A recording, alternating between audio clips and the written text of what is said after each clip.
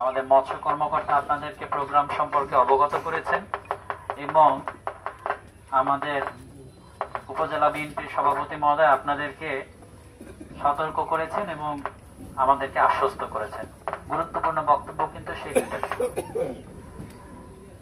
আমি একটু ভিন্নভাবে বলি, আমাদের এখানে এই মুসলিম না সবাই, ম্যাক্সিমামই তো মনে হচ্ছে মুসলিম, তাই না? আমি একটু হাদিস দিয়ে শুরু করি। যে হাদিসে আসছে যে মুনাফিকের তিনটা থাকে, নিদর্শন থাকে। একটা হচ্ছে যখন কথা বলে মিথ্যা বলে, যখন সে ওয়াদা করে ওয়াদার বরখেলাপ করে। আমি কেন বলছি সেইটা, এবং তার কাছে যদি আমানত দেয়া হয় সে আমানতের খেয়ানত করে। তিনটা জিনিস মুনাফিকের বৈশিষ্ট্য। আমি যে কাজটা করতে চেয়েছিলাম, আমাদের ভারপ্রাপ্ত কর্মকর্তা মহোদয় আগেই সেই কাজটা করছে। দেখেন আপনারা কিন্তু সবাই হাত তুলছেন, আমরা আপনাদের চেহারাও দেখছি। আমার কিন্তু চেহারা মনে থাকে, ছোট মানুষ, বয়স বেশি না। আপনাদের চেহারা কিন্তু সব স্ক্যান করা হয়ে গেছে, এবং শুধু স্ক্যান না, এখানে ভিডিও আছে, ছবিও আছে। ফলে আপনাদেরকে যদি আমি কাউকে নদীতে পাই, 5 লক্ষ টাকা কিন্তু জরিমানা আপনারা দিবেন। কারণ আমি আপনাদেরকে নিয়ে প্রোগ্রাম করছি। আপনারা কেউ যদি বঞ্চিত থাকেন, সেই বঞ্চিতদেরকে আমি অন্য কোনো ভাবে একটা সুযোগ সুবিধার মধ্যে আমি নিয়ে আসতে চাচ্ছি। কেন চাচ্ছি? আপনাদের ভালোর জন্য। আপনার কিন্তু এটা এড়াই যাওয়ার কোনো সুযোগ নাই। আপনারা কথা দিয়েছেন, আপনারা মানে আমার হাত থেকে এড়াইতে পারেন, উপরওয়ালার হাত থেকে এড়াইতে পারবেন না। ওয়াদা কিন্তু আপনি খেলাপ করবেন, মুনাফিকি করলে আপনি করবেন। একদম ওপেনে বলে যাচ্ছি,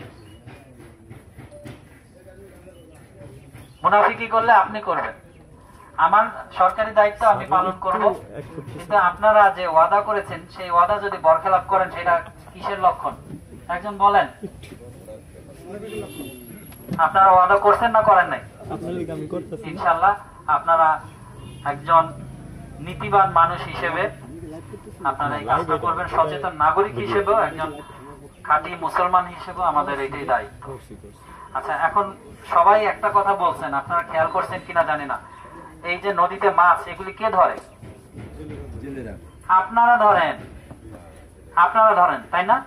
এই মাছ বিক্রি করে কারা? আপনারা বিক্রি করেন। আমি চাকরি করে যে কটা টাকা বেতন পাই আপনাদের কাছ থেকে কিনে খাই, তাই না? আপনারা বিক্রি করেন, আপনারা ধরেন, আপনারাই পরিবহন করেন, আপনারাই সংরক্ষণ করেন, সবকিছু আপনারা করেন। এই চেইনটার সাথে জড়িত যারা, সবাই আপনারা। আমার বাবা চাচা কেউ দাদন ব্যবসা করে না। আমার বাবা চাচার মধ্যে জেলেও খুব বেশি নাই, হয়তো ছিল, থাকতে পারে। আমরা মূলত কৃষিজীবী। তো এই প্রক্রিয়ার সাথে যারা আছেন সবই আপনারা। এবং আপনার পরবর্তী জেনারেশন যদি আল্লাহ না করুক আপনার মতোই স্ট্রাগল করে তাকে এখানেই থাকতে হয়, তাহলে সে কি মাছ পাবে যদি আপনারা এখন সব ধরে নেন? এটা আপনার ভালোর জন্য। আপনার ফ্যামিলির কেউ করলো না, আপনার ভাই ভাতিজা, আপনার পাড়া প্রতিবেশী, এই জেলে সম্প্রদায় তো ধরবে, তাই না? আগে আপনারা ইলিশের সিজনে অনেক ইলিশ ধরছেন না? আমি অনেক গল্প শুনছি, নৌকা ভরে ভরে ইলিশ নিয়ে গেছে মানুষ। এখন যে সারাদিন রাত কষ্ট করে ধরেন, কয়টা ইলিশ পান? বলেন, আপনারা বলেন, কেমন পান? 20 বছর আগে কেমন পাইতেন, এখন কেমন পাচ্ছেন? পার্থক্য বুঝেন? আপনি তো আপনার জীবনটা পার হয়ে যাচ্ছে, শেষ হয়ে যাচ্ছে। আমরা অনেকে এখানে দাড়ি পাকার মুরব্বি আছে, আমরা মজা করে বলি যে, আমরা বলি আর কি, আমাদের জেনারেশন। আমি কিন্তু আপনাদের এই অঞ্চলেরই সন্তান, আমার বাড়ি নারায়ণগঞ্জে। আমরা বলি যে এক পা কবরে চলে গেছে, সেই এক পা কবরে চলে গেছে। আপনারা দেখছেন 20 বছর, 30 বছর, 40 বছর আগে কিরকম মাছ পাইতেন, এখন কিরকম পান। আবার 20 বছর, 30 বছর পরে, মানে আমাদের ওখানে একটা 5 নম্বর ঘাট আছে, ওখানে এরকম ফ্রেশ আপনার এই অঞ্চল থেকে ইলিশ যাইতো। আপনার 20-30 বছর আগে কি পাইতেন, এখন কি পাচ্ছেন? আবার চিন্তা করেন, আপনি তো আরো 20 বছর বেঁচে থাকবেন। আপনি যখন একদম মুমূর্ষু অবস্থায় থাকবেন, আপনি তখন ইলিশ বলে হাহাকার করবেন, ইলিশ আর পাবেন না। সেই অবস্থা তৈরি করেন না। সরকার যেহেতু আপনাদেরকে সহযোগিতা করছে, খুবই সামান্য, আমরা পারি না, কারণ আমাদের দেশের সেই আর্থিক সক্ষমতা নাই যে আপনাদেরকে ঘরে বসায় মানে সব দিচ্ছে। আমরা চাল দিতে পারছি, চাল দিচ্ছি, অন্য কাউকে চাল দিতে না পারলে অন্য কিছু দিব, কিন্তু আমরা কোনো না কোনো সুবিধার আওতায় আমরা নিয়ে আসব। আপনারা চেষ্টা করবেন সরকারি যে আইন, সেই আইন কিন্তু মেনে চলার। সকল বক্তারাই বলেছে, এখন জরিমানা কিন্তু আর 5,000 টাকা না, জরিমানা কিন্তু 5 লক্ষ টাকা। আপনার বাড়ি ঘর নৌকা সব বিক্রি করে কিন্তু 5 লক্ষ টাকা জোগানো আপনার জন্য মুশকিল হবে। আমাদেরকে সেরকম কঠোর ভাবে আইন প্রয়োগ করার জন্য বাধ্য করবেন না। সবচেয়ে বড় বিষয় হচ্ছে নিজের পরের জেনারেশনকে এইভাবে বঞ্চিত করবেন না। আপনারা যেটা পাচ্ছেন, এখনো আমরা বলি যে না, আমাদের দেশে ইলিশ মূলত সারা পৃথিবীতে আমরাই পাঠাই, বিভিন্ন দেশে যে আমরা পাঠাচ্ছি আমরাই পাঠাই।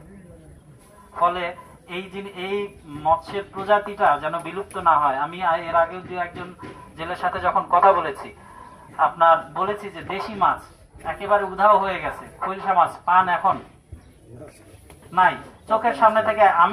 আমার জেনারেশন দেখছে যে খৈলসা মাছ জিনিসটা উধাও হয়ে গেছে, এখন খুব রেয়ার, মানে এটা হাজারে একটাও পাওয়া যায় না। তাইলে আপনারা দেখেন, আমরা কিন্তু কাজ করছি আপনাদের জন্য।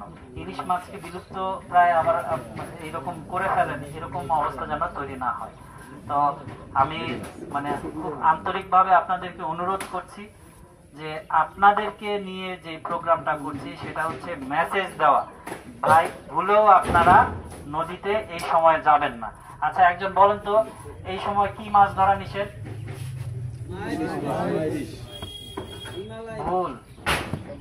এই সময়ে যে 4 তারিখ থেকে 25 তারিখ পর্যন্ত কোনো প্রকার মাছ ধরতে পারবেন না। 3টা শ্রেণীর, মানে 2টা শ্রেণীর জেলায় ভাগ করা হয়েছে। একটা হচ্ছে শুধু ইলিশ মাছ ধরা নিষেধ, সেগুলি অন্য, এই যে নরসিংদী, নারায়ণগঞ্জ, ওগুলি ওই সমস্ত জায়গার জন্য। আমাদের এখানের জন্য কোনো প্রকার মাছ ধরার বোর্ড থাকবে না, কোনো প্রকার। আমি বারবার বলছি যে আপনি বলবেন যে আমি এই যে দেশি মাছ ধরছি, পুঁটি মাছ ধরছি, চেলা মাছ ধরছি, নো, আপনি কোনো প্রকার মাছ ধরতে পারবেন না। না মানে একদম সোজাসুজি না। আর আপনি যদি মনে করেন রাত্রেবেলা আমাদেরকে লাঠি সোটা নিয়ে ধাওয়া দিচ্ছেন, পরের দিন সকালবেলা ফ্যামিলি নিয়ে কি দুবাই চলে যাবেন? বলেন দুবাই চলে যাব, তাহলে আমি আর নামবো না। আপনি কি মনে করেন যে 25 তারিখের পরে আপনি গর্তে গিয়ে লুকাবেন? বাংলাদেশে অনেকেই কিন্তু লুকাইছে, বুঝছেন?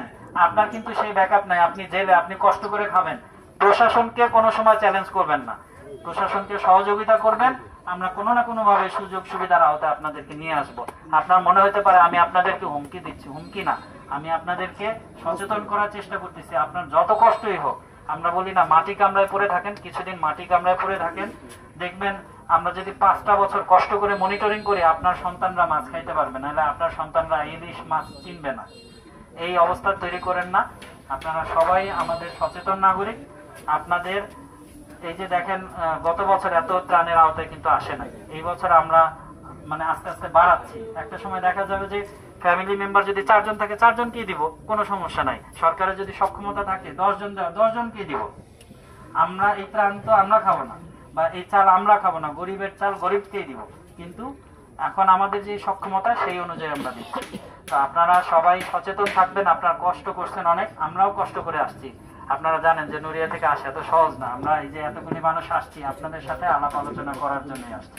আপনারা আমাদেরকে সময় দিচ্ছেন, আমাদের কথা মনোযোগ দিয়ে শুনছেন, আমাদেরকে ওয়াদা করছেন, আমাদেরকে না আল্লাহর কাছে ওয়াদা করছেন, এই ওয়াদা যেন বরখেলাপ না হয়। আমি আপনাদের সবার পারিবারিক সফলতা কামনা করি। আপনারা সবাই সুস্থ থাকেন এবং আমার দ্বারা এবং প্রশাসন দ্বারা কেউ আক্রান্ত না হন সেই দোয়া করি। যে আমার সামনে টেস্ট হয়েছিল, কিন্তু যে আজকে একরকম চেহারা দেখছেন, অন্য ওই সময় কিন্তু অন্যরকম চেহারা দেখছেন। আমি আপনাকে চিনেও চিনব না। আইনের কাছে মানে বলে না আইন অন্ধ, তখন মনে হবে যে ইয়নো সাহেব অন্ধ। ঠিক আছে? তো এই জন্য এই মেসেজগুলো, কড়া ভাষায় মেসেজগুলো আগে দেওয়া দরকার। আমাদের দেশে বলে যে আগে তিতা ভালো পরে মিঠা ভালো। আমরা আগে তিতা হইতে চাই। যদি আপনারা আমাদের কথা শুনেন, তাহলে দেখবেন যে আমাদের ভারপ্রাপ্ত কর্মকর্তা মহোদয় ওনার অফিসে কিন্তু সবাইকে চায়ের দাওয়াত দিছে না? তো এটা আমরা আপনাদের প্রতি আন্তরিক, কিন্তু আপনারাও আইনের প্রতি শ্রদ্ধাশীল থাকবেন। তো এই কামনা থাকলো। আপনারা সবাই সচেতন মানুষ, আপনারা চেষ্টা করবেন যেন আইনের প্রতি শ্রদ্ধাশীল থেকে এই সময়টা আমরা পার করতে পারি। আমাদের সাথে যেন ফেস না হয়। আপনারা ভালো থাকবেন, আপনাদের পরিবারের মঙ্গল সুস্বাস্থ্য কামনা করে সবাই ভালো থাকবেন। আসসালামু আলাইকুম।